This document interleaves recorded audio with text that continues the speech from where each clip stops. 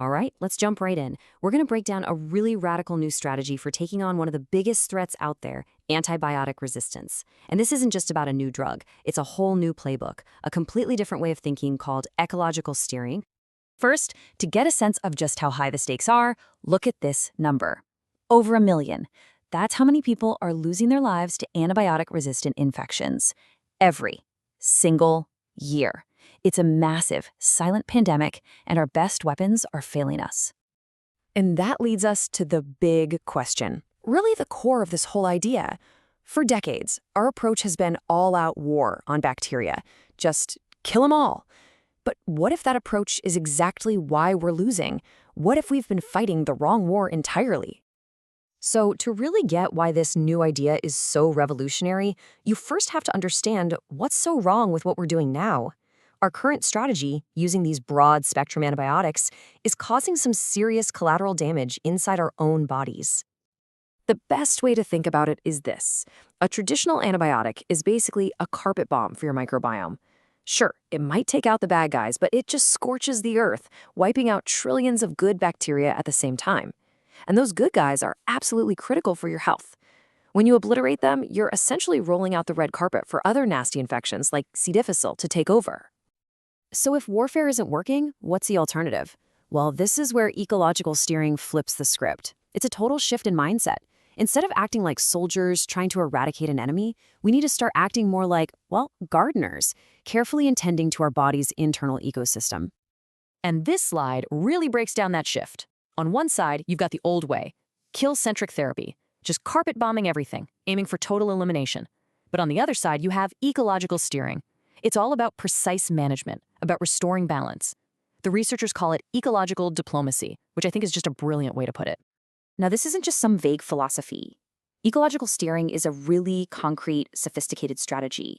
Think of it as a 5-layer toolkit, where every single piece has a very specific job to do, and they all work together in a coordinated, intelligent way.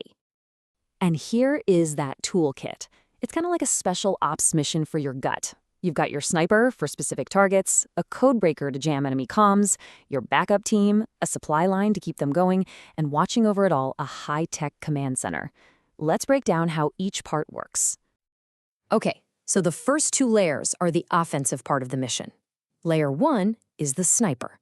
This is amazing stuff. It uses engineered viruses, called phages, or AI-designed molecules that literally hunt down only the bad bacteria.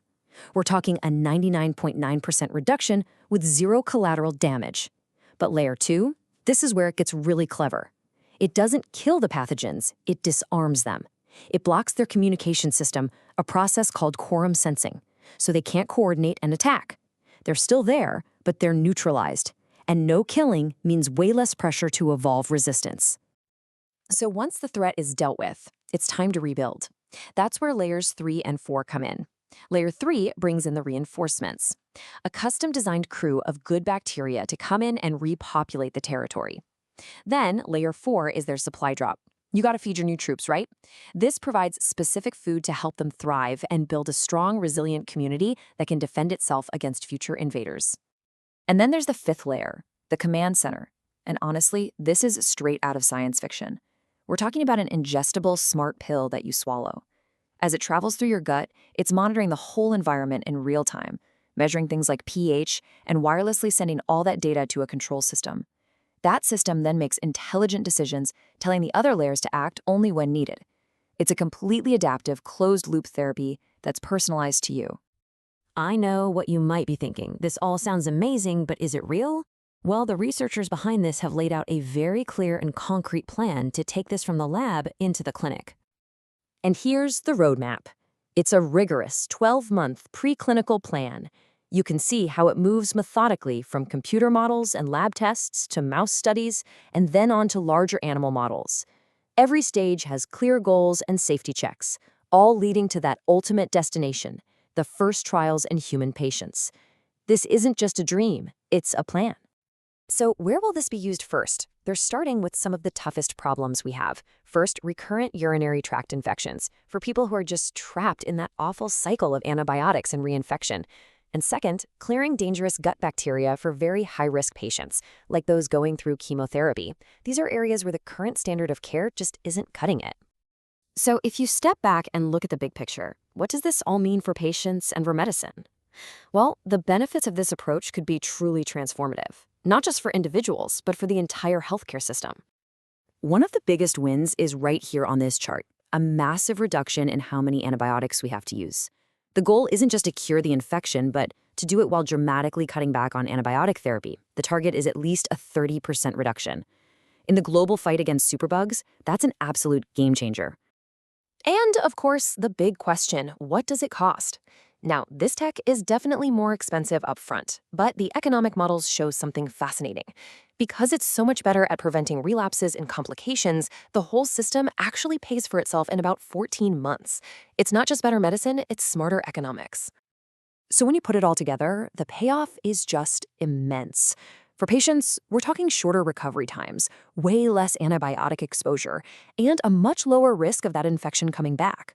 For the world, it's a powerful new tool in the fight against superbugs. And for the healthcare system, it could mean saving over $8,000 per patient. It's a win-win-win. I want to leave you with this quote from the paper because it just perfectly captures this whole paradigm shift. Ecological steering reframes therapy from antimicrobial warfare to ecological diplomacy.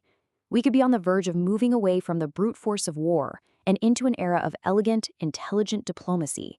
It's about finally working with our body's ecosystem, not just fighting against it.